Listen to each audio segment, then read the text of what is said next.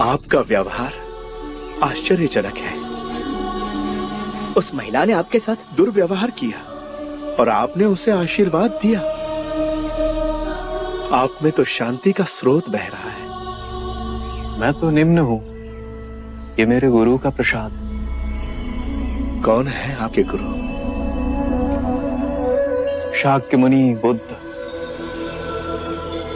यह अविचलता का ज्ञान मुझे समझाएंगे? मैं ज्ञान दूं?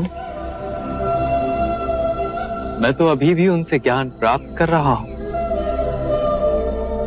वो कहते हैं मध्य में रहो। मध्य बिंदु में न दुख कलपता है, न ही सुख बहा ले जाता है। और कहां है ये मध्य बिंदु? शाक्य मुनि कहते हैं हर व्यक्ति के अंतर में है ये मध्य बिंदु।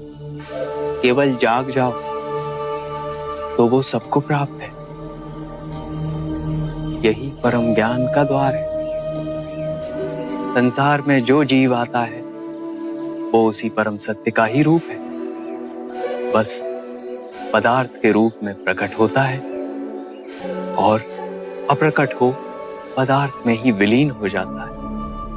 इतना गूढ़ सत्य इतनी सरलता से समझा दिए। कुछ और बताइए ना। बुद्ध अपने अनुभव की बात करते हैं। हर जीव में वही परम सत्य है, इसलिए हम दोनों हाथ जोड़ प्रणाम करते हैं। ये कोई भौतिक संस्कृति की बात नहीं, ये इस बात की सूचना देती है कि मेरे अंदर का परम सत्य आपके परम सत्य को पहचान रहा है, चाहे आपको ये ज्ञात हो या ना हो। क्या आपके गुरु मुझे अपना शिष्य स्वीकार करेंगे? अवश्य। हम शीघ्र ही मिलेंगे आपके गुरु शाक्य मुनि से। मौगलाना, मौगलाना, हम जिसे ढूंढ रहे थे वो मिल गया। शाक्य मुनि बुद्ध, उनके कथन अनुसार हम सबके अंतर में एक परम ज्ञान का द्वार है। उन्होंने स्वयं इसका अनुभव किया है। वो सुनी सुनाई बात नहीं दोहराते, अपने अपने अनुभव की बात करते हैं। तो देर किस बात की मित्र, चलो अभी उनके पास चलते हैं। गुरु भाइयों, हम अपने साधना के मार्ग पर चलते हुए शाक्य मुनि बुद्ध की शरण में जाएंगे, परम ज्ञान की प्राप्ति के लिए। आपके चेहरे का भाव देखकर तो ऐसा प्रतीत हो रहा है जैसे कोई विशेष उपलब्धि का द्वार खुलने योग्य है। हम भी चलेंगे आपके साथ। गुरुजी, हम भी आपके साथ चलेंगे। हम भी चलेंगे गुरुजी। यदि आप सब साथ चलेंगे तो आश्रम में कोई शिष्य बचेगा ही नहीं। कोई तरीका तो होगा। फिर तो यही उचित है कि पहले हम गुरुदेव के पास जाकर उनकी आज्ञा लेते हैं। वो जैसा कहेंगे हम वैसा ही करेंगे। ठीक है, चलिए आइए आइए। आप सब यहीं ठहरे।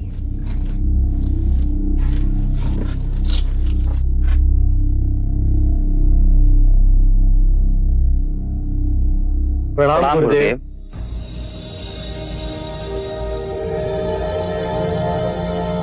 आप सब लोग एक साथ, कोई विशेष बात? गुरुदेव, शाक्य मुनि बुद्ध मगध पधारे। हम सबका अंतर कहता है कि वो हम सबके लिए मोक्ष का द्वार खोलेंगे। यदि आपकी आज्ञा हो तो हम उनकी शरण में जाएंगे। हाँ गुरुजी, हम भी चलेंगे। हम भी चलेंगे गुरुजी। आप सब चले जाएंगे। मैं तो चाहता था कि तुम और मोगलाना आश्रम के कार्यभार को अपने हाथ में ले और अपने निर्णय से चलाओ। मुझे कोई आपत्ति ना होगी। गुरुदेव, जब हम घर छोड़कर आ गए तो अब हमें इस आश्रम के मुंह में कृपा मत बांधिए। हमारी आत्मिक प्रगति शाक्य मुनि बुद्ध के पास होगी, ऐसा विश्वास है मन में। यह आश्रम भी तो आपकी धरोहर है। गुरुदेव, कृपया आश्रम के मुंह से हमारे पांव में बेड़ियां न डालें।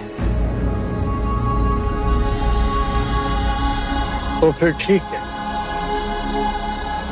जाओ और परम ज्ञान को प्राप्त करो। मेरा आशीर्वाद सदा आपके साथ है।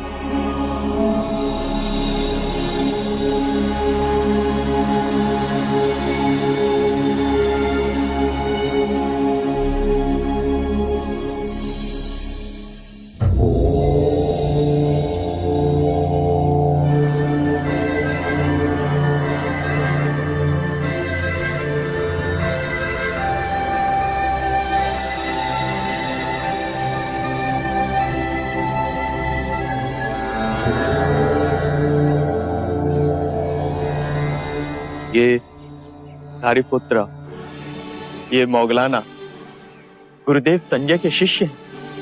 आपके भिक्षु बनना चाहते हैं। अपने सभी साथियों को ले आए। आप सब आ गए। आपके गुरु संजय को आघात लगा होगा। उन्होंने हमें स्वयं अनुमति दी। बहुत बड़ा हृदय है उनका।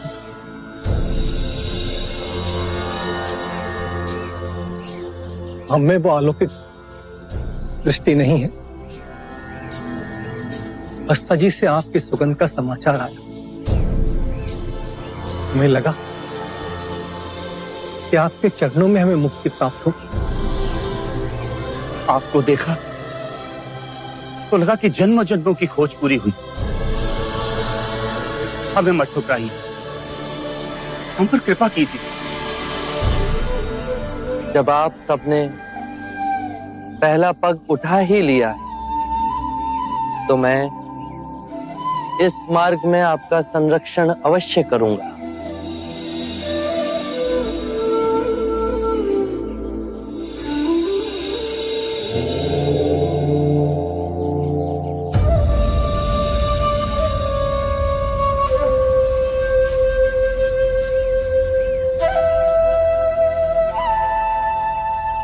आपको ध्यान से क्या मिला गुरुवर?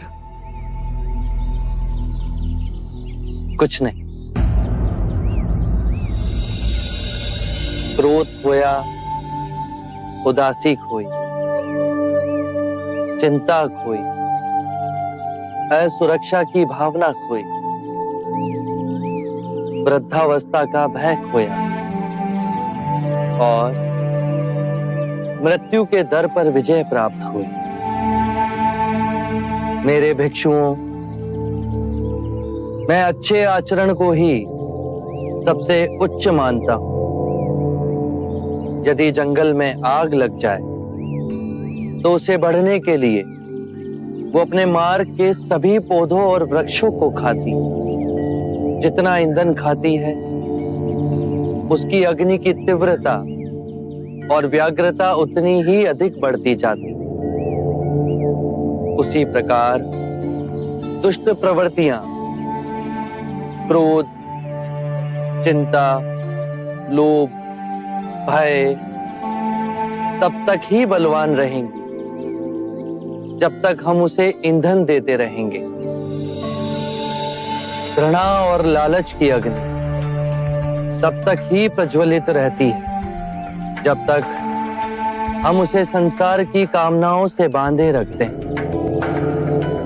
यदि किसी व्यक्ति का सारा ध्यान जीवन का परम दिव्य धन कमाने में, तो वो जितना कमाएगा उतना ही उसका मन कलेश से भरा रहेगा।